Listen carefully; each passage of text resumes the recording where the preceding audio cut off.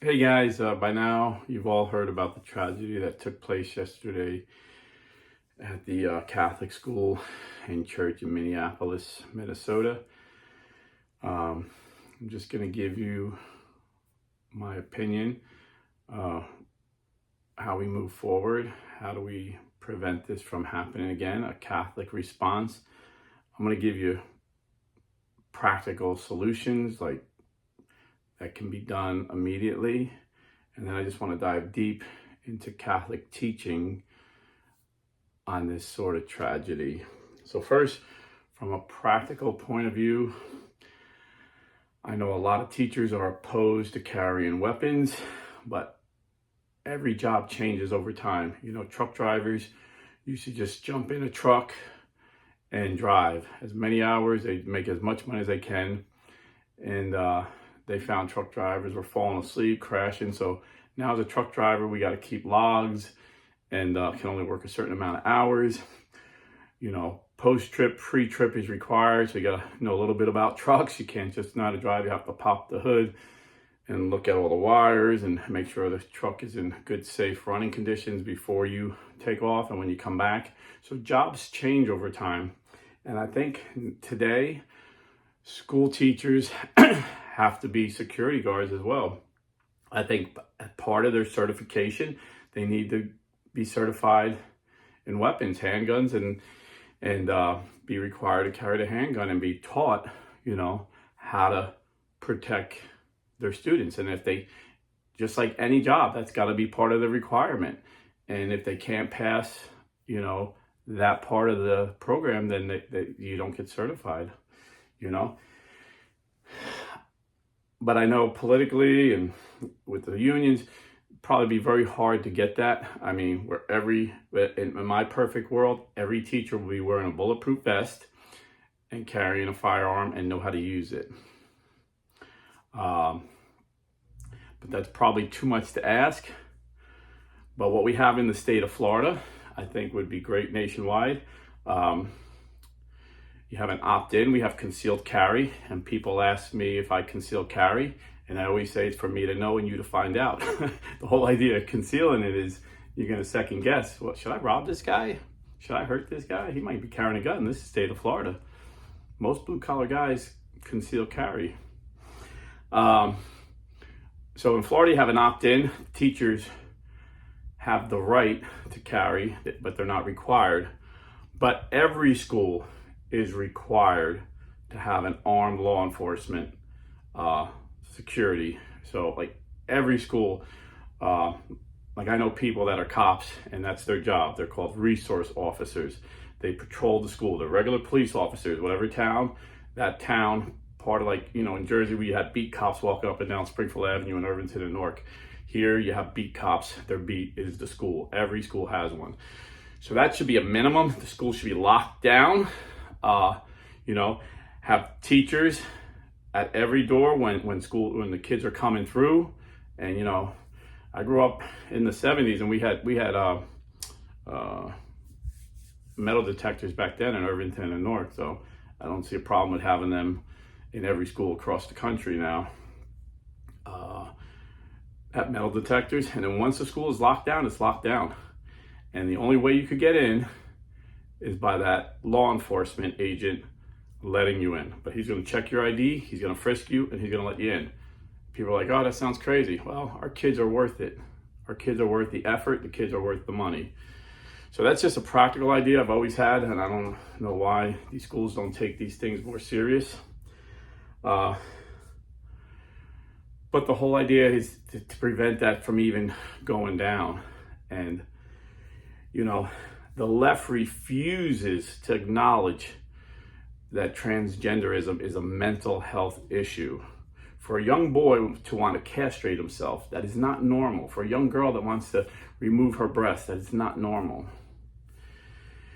And until the left realizes they have a mental health crisis on their hand that they're promoting, and for several reasons, there's a lot of reasons for this.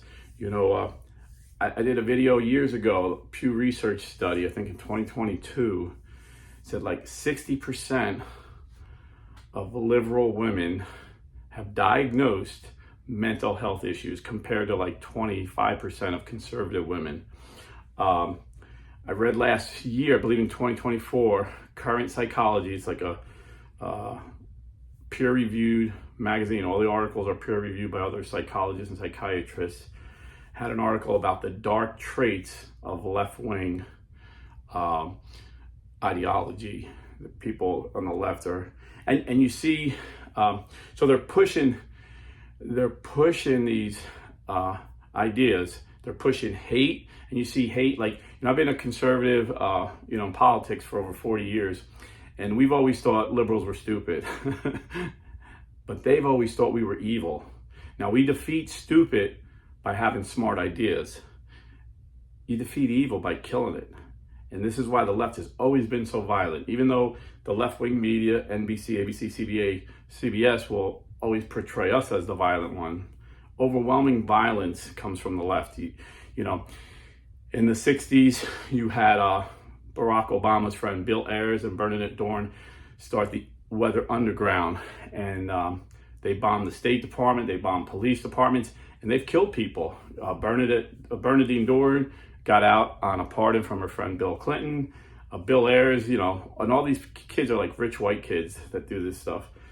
He got out. His father had some fancy lawyers and connections, and he got him off on a technicality. And I believe his bombing was responsible for killing 2 cops. And then the 80s, 90s, you had all the eco groups, the eco-terrorist groups. There's like dozens of them. One's like the Liberation of the Planet group, Animal Liberation, and they tried to kill people because they want to save the planet, they want to save animals. So, and then of course today you have BLM and Antifa, and they're very violent groups. So always promoting violence, but even at just like a lower level. A lot of these parents, I've did videos about this where, these fathers said their moms were these feminist radical ideologues, and they were like transgendering their kids, like kids 5 and 6, putting dresses on boys. And, they would separate from the father, divorce the father, and the father would have no right in these liberal states like California and New York. And they would be planning these surgeries. And, thank God we have a different administration under the Biden administration. They were promoting, sex change operations on children as young as 6. Trump has made it very difficult for them to do this. The Biden administration was trying to force Catholic hospitals to do this. Trump is making it hard for even secular hospitals to do this, and we know why they're doing it. Matt Walsh did great investigative work where he had doctors undercover recording hospitals where they were talking about this, and these women administrators were warning these doctors, I don't care if it's your religious belief, I don't care what it is, you do not talk bad about this. These sex change surgeries are bringing a lot of money into the hospital. They're very profitable, and the pharmaceutical companies like it because they have lifelong clients, customers, because these kids are on hormones for the rest of their lives, dangerous hormones that aren't designed for children, but they're on them for the rest of their lives. So there's a money factor, So there's greed, there's ideology, and there's stupidity, Now it's not saying all these kids have like evil parents or mentally challenged parents, that have mental health crisis. I'm getting reports that this boy who thought he was a girl went in and targeted Christians. And this is like the 6th, I'm losing count. This is like the 6th or 7th transgender kid that targeted Christians. Now, he hated Jews just as much. He hated Jews and Christians just as much. And I've done videos about the anti-Semitism on the left, but he's filled with all this left-wing ideology and hate towards Christians and Jews. But he decided that Christians were a better target for him to kill. And this is all out there on his social media. But this particular woman, the mother of this particular boy who thought he was a girl, apparently was a Catholic, and feels horrible. She don't, we shouldn't be condemning her. We should be praying for her from my understanding, I didn't see her speak, but I got some reports from some reliable sources that she was convinced by these left-wing doctors and psychologists that if she didn't transition her son, he would end himself. Same thing with many that you hear, and then they realize the kids are more depressed. So after these mentally sick kids that think they're an opposite sex than they are, after they transition, their suicide rate goes way up higher. So it doesn't solve the problem, it just makes the problem worse. If someone tells you they're a toaster and you're like, yeah, you're a toaster, let's act like a toaster, you're not helping the person. If a boy tells you, I'm a girl, no, you were made in the image and likeness of God. God doesn't make mistakes. You have a mental health issue, we're going to help you, we're going to work through this. But the left, for political reasons, ideological reasons, and then the medical, degree. And if you don't think the pharmaceutical companies and medical companies are this evil, just check out Tuskegee and how the CDC let hundreds of poor black men die of syphilis. And they were telling them they were treating them for a blood disease when they knew they had syphilis. The medical community has done a lot of evil stuff in the name of money. Pope Francis said, for so many in this world, their God is money. They serve money and they're willing to sacrifice for their God of money. So politically, we got to get involved. We got to support candidates that are opposed to this evil of transgender in kids.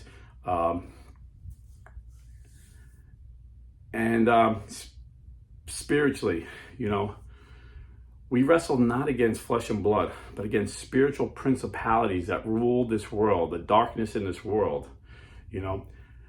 I had a demonologist who's a retired New York City detective, Jim Dooley, on here a few months back, and he said, he was talking about how we always got to be praying, we always got to be on guard. The devil and these demons are working hard to attack us. And I said, at the end of every mass in my parish, we say the prayer of Saint Michael the Archangel. I said, is that a good prayer? Should we be saying that every day? He said, you should be saying that 10 times a day, Rob. So that was good advice from Detective Dooley.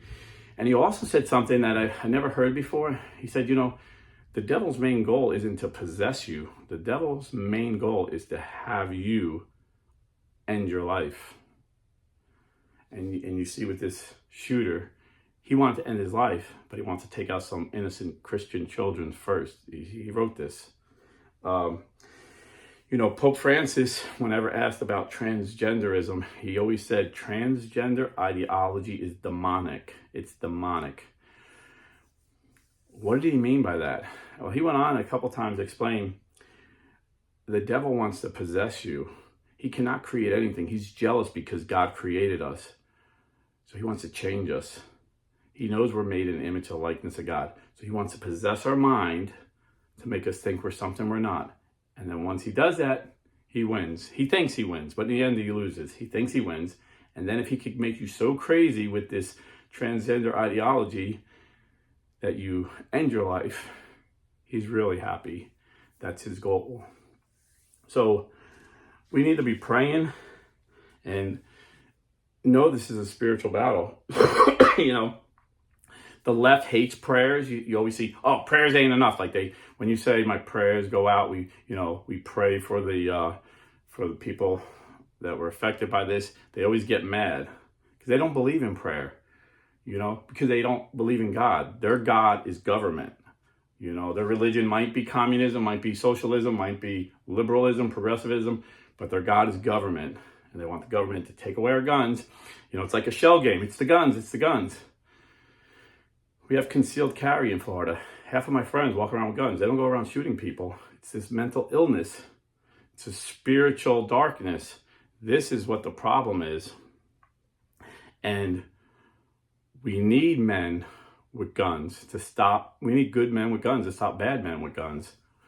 We don't need less guns. We need more good people with guns because there's more good people that will defend children than attack children. And the bad guys don't follow the law anyway, So laws aren't meant for bad guys, they're meant for good guys. So so we have to remember there's practical things we got to do. Like I said, the left hates one, we pray, but they don't understand prayer. They don't understand. Like, we're not talking about just saying some simple prayer just to ease ourselves and give us peace, like they think. They think it's, like Mark said, the opiate of the masses, religion. No, it's real. There's a real God and there's a real demon. And since Vatican II, we've had bishops. Every diocese, every bishop has an exorcist priest, and some of them keep it quiet. Like my diocese likes to keep it quiet who the exorcist priest is, because for privacy reasons of the people that are in need of exorcism, we don't want to embarrass them. But some dioceses believe it's okay. And Father Lampart, exorcist priest I had on here, said he wants people to understand that we're in a spiritual battle. So he goes public on YouTube and let them know, like, this is real. But Father Lampart, the exorcist priest, said the weakest angel that God created is more powerful than Satan and all his demons. So we have the winning side. And in the end, we know we win. Satan loses. And in the meantime, if you understand prayer, you can win individual battles. The battle rages. We wrestle against spiritual principalities on a daily basis. So Catholic prayer is serious spiritual prayer. This isn't just some lame prayer I say off the top of my head. We have prayers that the saints have given us over the centuries that have battled with the demons, battled with real demons. We have powerful prayers. And, everybody thinks they could, every Christian thinks they could rebuke Satan. But when the chairs start flying and people start speaking Latin who've never spoke Latin, they call it priest. And this is no joke. Our priests, our exorcist priests, know the ancient rites that go back 2,000 years, how to deliver people from demons. And they tell us what we can do as individuals, the prayer, St. Michael. Even Our Father, deliver us from evil. I had exorcist priest, Father Iannuzzi, and he said that's a deliverance prayer. Deliver us from evil. So say these prayers. Don't be afraid. And what the left doesn't understand is we're not just saying, just say these prayers and do nothing. It's like the guy who asked the priest one time, if I'm in a boat and it looks like it's, going to be a storm and I'm going to be stuck in the storm, do I pray or do I row away from the storm? And he said, pray while you're rowing. Faith without works is dead. So yes, we need prayers, we need faith. But the works I'm talking about, arming the teachers, or like we do in Florida, at least allowing the teachers if they want to be armed, having cops at every school, locking down the school, And I understand this guy shot through the glass first to get in. Maybe we need bulletproof glass. Maybe we need, like I grew up in Jersey in the inner city, everybody had like metal around their, bars around their windows. Maybe we got to live like that. And when the kids ask, you got to be honest, the world is evil. We need God, Before they took prayer out of public school, the biggest problem teachers complained about was kids chewing gum in school. They take prayer out of school, and the biggest problems we have is mass shootings. We need God back in school. So these are just my thoughts. And again, pray for everyone. We as Catholic, we pray for the souls that have been killed. We pray for those who've been affected by that, and we even pray for our enemies.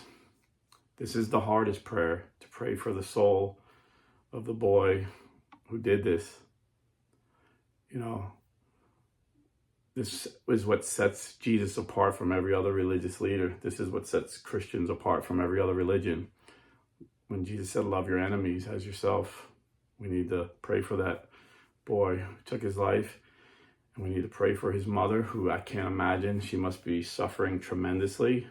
And again, from what I understand is she's a good woman, a Catholic woman, who was deceived, And many parents are deceived by greedy pharmaceutical companies, greedy medical doctors, and left-wing radicals who call themselves school teachers. So this is very sad. This is no time to get angry. It's a time to get contemplative and pray, and just think if it was in all those situations, the kids who lost their lives, the adults who the adults who are wounded, the parent whose son did this, put yourself in their shoes and pray for them like you would pray for yourself. Because again, Christianity is like no other religion. We're commanded to love our neighbor as ourselves. These are our neighbors. And it's hard. It's very hard. I get angry. I get angry at evil. I just want to punch someone in the face. But Jesus said, turn the other cheek and love your enemies. But fight your enemies. And we fight them with prayer and love. Love never fails, the Bible tells us. And if you love God, you'll be full of love because God is love. This is, I believe, in 1 John chapter 4, maybe, I forget, but I know John says this. So God bless, stay Catholic, and pray for me. I got to go to work and got a lot of stress going on in my life. So I could use your prayers, and if you want me to keep going, please subscribe, because I got some really, really impressive guests that I'm going to ask, and I think they'll come on. But if we get to 20,000, it looks better, because these guys they're busy, and God is using them, so they want to go where they're most effective. So they're not going to go to a smaller channel, I guess. So we're not too far away from 20,000. Takes me a long time to go from like 18 to 19. We've been at 19 for a while now. So if you haven't already subscribed, please subscribe. God bless and stay Catholic.